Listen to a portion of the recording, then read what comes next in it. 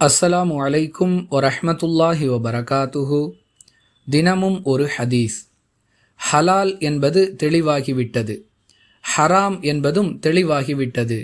இவை இரண்டிற்கும் இடையில் சந்தேகத்திற்குரியவையும் இருக்கின்றன. ஆனால் அவற்றை பெரும்பாலான மனிதர்கள் அறிய மாட்டார்கள். எனவே சந்தேகத்திற்குரியவற்றை யார் தவிர்ந்து கொள்கிறாரோ அவர் தம் மார்க்கத்திற்கும் மானம் மரியாதைக்கும் களங்கம் ஏற்படுத்துவதிலிருந்து விலகிவிடுகிறார் என்று அல்லாஹுவின் தூதர் ஸல்லல்லாஹு அலைஹி வஸல்லம் அவர்கள் கூறியதாக நுஅ்மான் இப்னு பஷீர் ரதியல்லாஹு அன்ஹு அவர்கள் அறிவிக்கிறார்கள். நூல் புகாரி, ஹதீஸ் எண் 52. அன்பிற்குரிய அல்லாஹுவின் நல்லடியார்களே, எது ஹலால் என்று தெளிவாக தெரிகிறதோ அவற்றை நாம் செய்வதற்கும் பயன்படுத்துவதற்கும் மார்க்கத்தில் எந்த தடையும் இல்லை.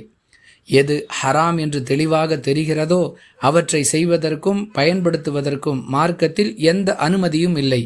இவை இரண்டிற்கும் மத்தியில் இது ஹலாலா ஹராமா என்று தெளிவாக தெரியாதவை சில இருக்கின்றன. அவற்றை விட்டும் நாம் விலகிக் கொள்ள வேண்டும் என்பதே இஸ்லாத்தின் கட்டளை.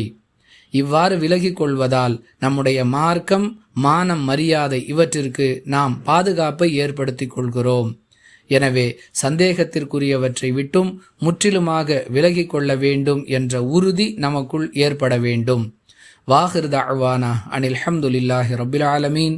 அஸ்ஸலாமு அலைக்கும் வரஹ்மத்துல்லாஹி வபரகாத்துஹு.